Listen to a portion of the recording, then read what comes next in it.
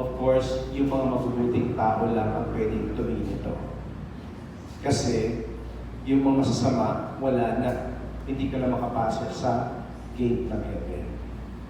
And then, on the 7th, sabi niya, at the 6th, the soul is again reunited with the body in the grave. Babalik doon sa katawan na nandoon sa libingan. And the crucial part on the 7th, sabi niya, the angels Munkar and Nakir interrogate the dead person. Yung sabi niya, ito yung tagpo na nalibing na yung tao. Wala na yung pamilya na, umalis na, umuwi na. Pagkatapos na ito ng libing. At tatanungin ng anghel, sino ang Diyos mo? Sino ang Panginoon mo? So the person is punished in the grave. The punishment is distinct or naiiba doon sa punishment sa impyerno. Sabi niya, all those in the grave experience at least a minimal, very minimal unpleasantness, the pressure of the grave, because all will have committed at least some deeds worthy of punishment. So, more or less, lahat tayo, in the understanding of the Muslims, makakaranas tayo ng konting hirap doon sa libingan natin. Kasi lahat naman tayo nagkasala. And then, after usually not more than 40 days, the punishment comes to an end.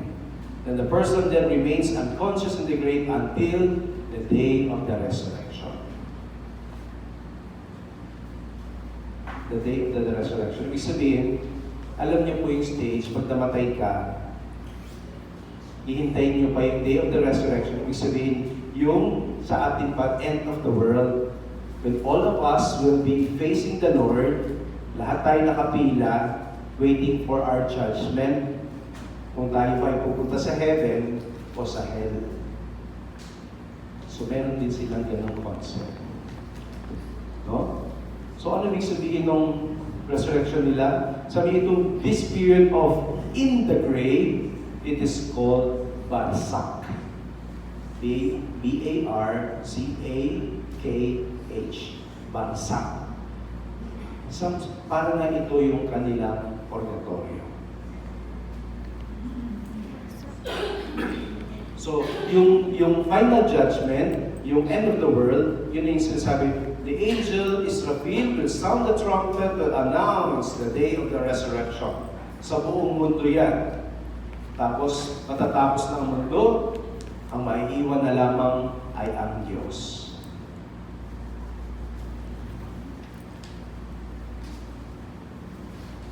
So, sabi sa surah, pag sinabi nating surah, it's a chapter from the Quran. No? Sabi natin.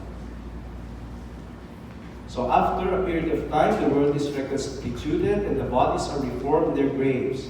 Israfil is the first of the angels to appear or to reappear, and Muhammad, or one of the Jewish prophets, is the first person to be resurrected. Pag sinabing resurrected, the spirit is rejoined to the body from the grave.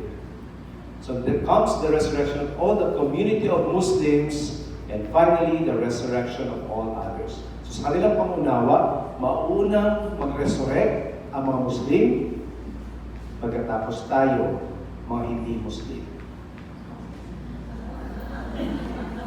O, ba't kayo nag-react? Understanding ng Islam to, ha? O, baka mag-react kayo. Mamaya aawain niyo yung mga Muslim. Sabi niya, only God knows how long appeared the fearful anticipation about their fate, the resurrected will endure before the final judgment. Ibig sabihin, yung sinasabi nilang less than 40 days, from the time of death to the resurrection, and when we say end of the resurrection, end of days, hindi natin alam kung gaano yung katagal. So in a way, kung isipin nyo, yun yung purgatorio. Because we're waiting for the last judgment. So, wala man silang exact equivalent for purgatory, pero the Muslims have a common understanding or belief of the immense mercy of Allah. the immense mercy of God. Now, for them, even sinful Muslims who have not worship other gods will in time be saved. Ibig sabihin yung mga Muslim nagkasala, halimbawa, nagkidnap, halimbawa, nangaliwa. Pero, para sa kanila, si Allah pa rin ang Diyos, they will have a chance to forgiveness and mercy of God. Kasi they have been faithful in terms of having only one God, and that is Allah. Pero kung nag-worship ka ng pera, nag-worship ka ng power, alam na natin. Okay? So still others would classify Bagsak or as an intermediate stage between humans on earth and the hereafter, the time in going to heaven. So meron silang iba-iba din interpretation actually na just like what I said a while ago, na just like Catholics, we have different interpretations. A Catholic has a different interpretation of purgatory. An Orthodox Christian has a different interpretation of purgatory. A Lutheran has a different one. An Evangelical has a different interpretation as well. So magkakaiba. So sa mga Muslim, ganun din. So meron sa kanila na ang sinasabi na it's like an allegorical world. So sabi niya, the period of Bagsak is called allegorical world because its shape and form is like that of our present world. Halos magkapareho lang. Para lang daw salamin. No? So, nagkaiba lang ay yung substance ng katawan. So, philosophers compare this body to the image in the mirror only with two differences. The worldly, allegorical body in Bagsak is firm, free, and independent of the mirror, and it is also intelligent, wise, and understanding as opposed to the image in the mirror. What is nakakatakot dito of their understanding of Bagsak is this. Sabi niya, the plus side, sabi niya, the pleasures we derive in this world in comparison to those in the state of Bagsak or in the state of purgatory, sabi niya, are like one drop in the entire ocean. Paano niya pinaliwanag? Sabi niya, the taste of fruits and sweets are immeasurable compared to what we experience here. Halimbawa, kumain ka ng manggang matamis na matamis, sarap ka na, pag nandoon ka daw sa purgatorio, mas sobrang tamis. As in, wala na talaga mas tatamis pa unless you go to heaven. Alam niyo yung comparison? Sabi niya, a drop as against an ocean. Ibig sabihin, sobrang laki ng difference. Kung natutuwa na tayo sa kaligayahan natin dito, nasasarapan na tayo, natutuwa tayo pagkasama nating loved ones natin, iba pa rin yung joy pag nandoon ka na sa purgatorio. And how much more if you are in heaven? So, hindi mo pwedeng i-compare kasi talagang maganda. And isa pa, sabi niya, when you're there in Bagsak, the feeling, the experience is eternal and permanent. So kung sarap na sarap ka forever. Pero hindi lang yun. Kung merong pleasure, kung merong masaya, merong hirap at sakit. And whatever worst thing you have experienced here on earth, ibig sabihin, parang drop of water in an entire ocean lang din. Yung hirap na mararanasan mo sa purgatorio o sa Bagsak. Kung dito, natusok ka lang ng karayom, doon, binabali-bali ang buto mo. Alam niyo yung difference ng pain? So kung yung joy sobrang multiplied to according to the ilang order na yan sa exponential form, yung pain, the same. Suffering is also the same. Kung nag-suffer ka dito at meron kang kasalanan, when you go to Purgatory or to Barsak, you'll experience worse. Pero, it's nothing compared to hell. Pag nasa hell ka na, wala na talaga. Parang hindi ka na makahinga, hindi mo na matiis yung sakit, pero walang katapusan. So, ibig sabihin, nakita niyo yung intensity and gravity of how they view Barsak or Purgatory in their understanding. Sabi niya, ganito daw yan. The Prophet Muhammad said, before the proclamation of prophethood while grazing the cattle one day, I suddenly saw that the cattle stopped grazing and looked frightened. Si Prophet Muhammad daw, bago siya tinangkal na maging propeta, nandoon siya mamastol ng baka. Pero nakita daw niya, biglang napahinto yung baka. Tapos parang tuliro. Hindi niya maintindihan, wala naman daw siyang naririnig. Sabi niya, I wondered as to what was the reason for such a change, because nothing unusual had happened at that time. So when Jibreel, or the angel Gabriel, came with the revelation, I asked him the reason for this change. He answered, O Prophet of Allah, when the people who are being punished in Barsak scream with anguish and pain, their voices perish, only the face of God, their voices, are not heard by human beings and jinns, but animals can hear them. Hence, they become tense with shock. So yung mga sigaw daw ng mga tao doon sa purgatorio, kapag nararanasan nila yung sakit, sobrang sakit, sobra daw din lakas ang kanilang sigaw, na ang mga hayop, naririnig sila at natataranta yung mga hayop sa sobrang eerie ng sigaw na iyon. Alam naman natin, iba yung senses ng mga hayop. And if they are disturbed because of these voices, it must be really hell there. And we don't want to be there.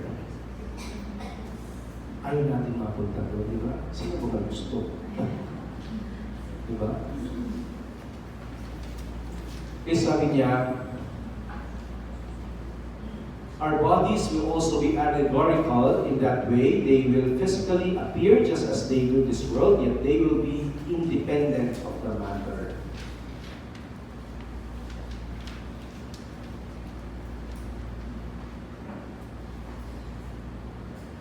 Sana ba ako? Okay. So, yun yung understanding ng mga Muslim patungkol sa Muslim pala tayo ha. Understanding ng mga Muslim doon sa Barsak. At least one part of what they understand. Second, the Church of Jesus Christ of Latter-day Saints. So the LDS, mas tinatawag ko silang LDS ngayon, hindi Mormons. So LDS ang mas nila, they prefer to be called LDS. So pag may nakita kayo mga Mormons, tingin nyo naman sila. They are friendly people. They are good people. And don't offer them coffee. They do not drink coffee. They do not drink chocolate. Those are things that are addictive. So anything addictive, they're not allowed to drink. So if you have visitors, minsan maganda kasi yayan sila, baka gusto mo merienda, you can just offer them juice or water. kayong matakot na ma-convert kayo. Kasi, we also have to know our own faith. But, an expression of how good a Catholic we are, if we are confident in engaging with them, huwag tayong matakot because they just want to be friends. No? If they want to say, listen ka, makinig ka lang. Alam mo naman yung pananampalataya mo, alam mo naman yung mga tinuturo sa inyo, then it's good to have an open mind. So the LDS and the Church of Jesus Christ of Latter-day Saints have a different way, or at least based on our own doctrine, of understanding, as well as the terms used when they talk about purgatory. They have a general understanding of the spirit world. For them, the spirit world is the habitation of spirits. From the Encyclopedia of Mormonism, this is how they describe the spirit world. Sabi nila, the earth itself and living things on the earth have spirit counterparts. O kayo, kinakausap niyo ba mga halaman? Yeah. O, di ba? Kinakausap niyo ba mga hayop? Yes. So somehow we believe na parang meron silang spirit, no? So, sa kanila, that all the living things have spirit counterparts that existed before the physical creation, before the world began. And a living soul consists of a spirit body united with the physical body. So meron silang concept, spirit body and physical body. So this spirit existence where living things are composed or organized, refined spirit matter extends beyond the human family and includes animals and plants. So latter-day revelations indicate that human and animal spirits are living, active, intelligent beings that do not need physical bodies for existence. Since spirits exist before mortality as well as afterward, meron silang tinatawag na pre-mortal and post-mortal spirit world. Ibig sabihin, bago ka pa pinanganak at pagka ikaw ay namatay. Tayo ay mortal beings, di ba? So meron tayong pre-mortal before tayo pinanganak, and we have post-mortal pagkatapos ng ating kamatayan. So that is how they see it.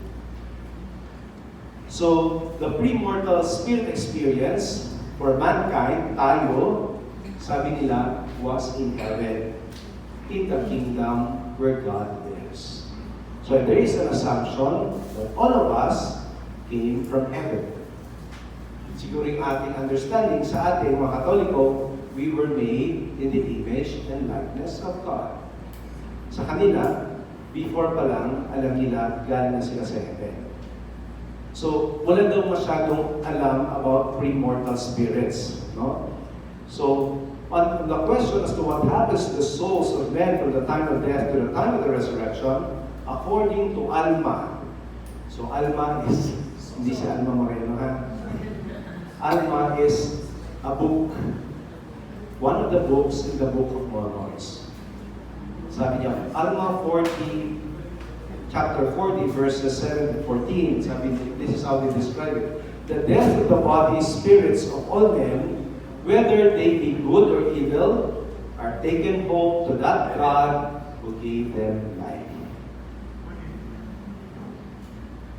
They are then assigned to a place of paradise or a place of hell or in outer darkness, depending on the manner of their life. So very similar din sa Muslim, di ba? Para pag namatay ka, kung ikaw naging mabuting tao, dito ka muna, ito yung lugar ng mga papunta sa heaven, andito yung papunta sa heaven. So yung kanilang founder, si Joseph Smith, sabi, the spirits of all men, as soon as they depart from the body, from the mortal body, whether they are good or evil, are taken home to that God who gave them life. Where there is a separation, a partial judgment, and the spirits of those who are righteous are received in a state of happiness, which is called paradise. Yung paradise nila is a state of rest, a state of peace, where they also expand in wisdom, where they have respite from all their troubles, and where care and sorrow do not annoy. So, masarap, di ba? At least ka, continuous learning, sabi nila, gain wisdom. So, wala ka ng problema. Nakakapagpahinga ka, watch ng TV. Ganun lang.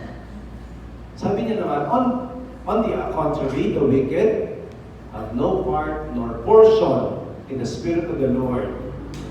Ang nakakalungkot, no? You have no part or portion of the Spirit of the Lord. And they are cast into outer darkness, being led captive because of their own iniquity by the evil one.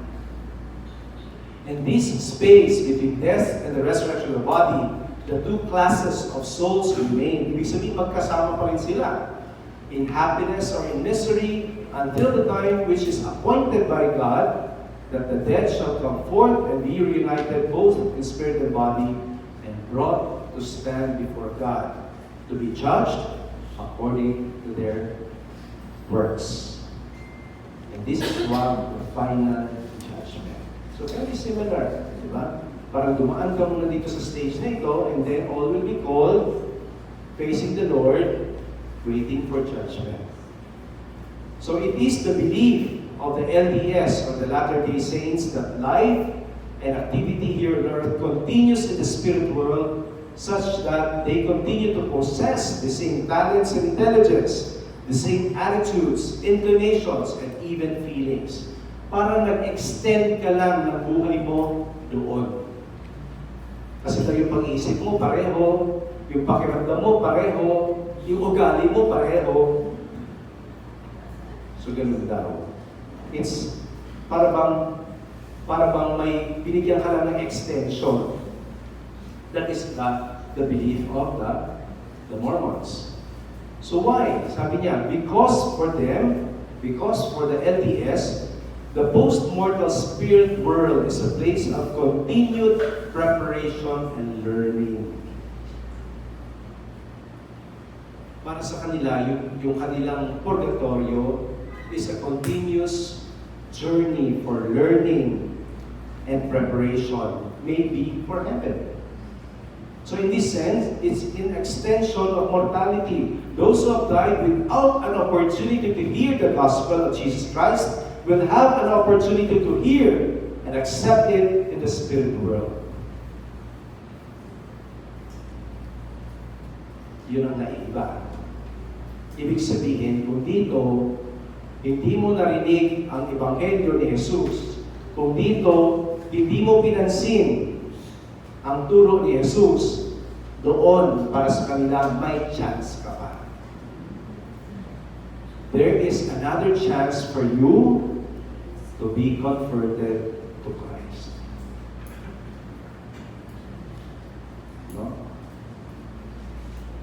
Kaya nga sabi niya dito, the great work in the world of spirits is the preaching of the gospel to those who are imprisoned by sin and false traditions. Dito tayo nag-fall sa false traditions. Kasi according to the Mormons or to the Latter-day Saints, nag-deviate tayo sa true teachings of Jesus. So in time, in their understanding, when we go to purgatory, tayo ang bibigyan ng preaching about the gospel of Jesus.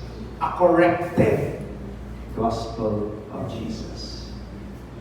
Again, mindset of LDS. This is not the mindset of the Catholic Church. The mindset of the LDS. So, sabi niya, the faithful elders, yung mga naglalakad-lakad sa kalye, yung mga Mormons kasi tinatawag sila elders, di ba? Elder Smith, elder, etc., etc. So the faithful elders who depart in the life, nakasabay na matay, continue their labors in preaching the gospel of repentance and redemption among those who are in darkness. So sila, parang tuloy-tuloy yung kanilang pagtuturo doon sa tinatawag na spirit world. At baka tayo yung tuturuan nila. Kasi sabihin nila, mali ang pangunawa mo sa Ebanghelyo, mali ang pagkakilala mo kay Kristo. And they will correct it, and then we will have a chance to enter paradise as well. Sabi dito, Bruce McConkie, one of the elders, said, until the death of Christ, these two spirit abodes, ibig sabihin, dalawang spirit abodes, the paradise and hell, were separated by a great gulf, with the intermingling of their respective inhabitants strictly forbidden. Maalala niyo po yung kwento ni Lazarus at saka yung the rich man? Maalala niyo yun, di ba? Namatay sila, sabay, si Lazarus dumiretso sa langit. Sabi ng rich man, nasa hell. Anong sabi ng rich man? Father Abraham, pakiusapan mo naman si Lazaro to dip his finger on water and touch his finger on my tongue. Diba? Ano sabi ni Abraham? Sorry, pero there is a great chasm, or there is a great abyss, or merong malaking harang such that you people from there, you souls from there cannot cross, and we cannot cross as well. Diba? Diba sabi niya, o pakiusap na lang po, sabihan na lang sana yung mga kapatid ko na meron ganitong lugar para hindi na sila mapunta dito. Diba? So that is one of the texts that is sometimes so difficult to explain. Kasi doon pa lang sinasabi na when you're in hell, you have no chance anymore to go to heaven. Pero, malay ba natin? Who knows? Kasi, ano ba yung na-notice nyo doon? Ako, personally, na-notice ko doon. Yung mayaman, nung nandito siya, wala siyang pakialam kay Lazarus. Hindi naman niya sinaktan. Hindi niya naman pinalis. Di ba? Hindi lang niya pinansin. Di ba? Sabi nga, indifference. Sin of indifference, wala siyang pakialam. Basta siya maayos ang buhay niya. But, he may have been really selfish here on earth. But notice, when he was in hell, he thought of his brothers. Isn't that goodness? Isn't that sensitivity? Isn't that love for the other? Di ba? I think Bishop Abu had a very beautiful explanation of this. Pero, di ba? We may not have seen goodness and maybe love when he was on earth, but when he was in hell, he thought of his brothers, saying, tell them about this place so that they will not have to come here. Those are words of concern. Those are words of love. And so you ask, is there love in hell? At that moment with that rich man, there was love. There was love. You cannot deny that. Because you cannot deny na inisip niya yung kanyang mga kapatid. Nagkaroon siya ng malasakit para sa kanyang mga kapatid. He was not being selfish at that moment. He was being selfless. Anyway, to continue, according to LDS, sabi na meron ng great divide, ang tawag nila doon, a great gulf. Pero in their understanding, this is not the Catholic Church's understanding, ulitin ko lang. After our Lord bridged the gulf between the two, ibig sabihin, dumaan kasi ang Diyos, di ba, sa impyerno? Ilang araw? 3 3. Sabi nila, after the Lord bridged the gulf between the two, the affairs of the kingdom in the spirit world were so arranged that the righteous spirits began teaching the gospel to the wicked ones. So this is an important, the Church of Jesus Christ of Latter-day Saints teaching or doctrine. Ito isa sa pinaka-importante sa kanila.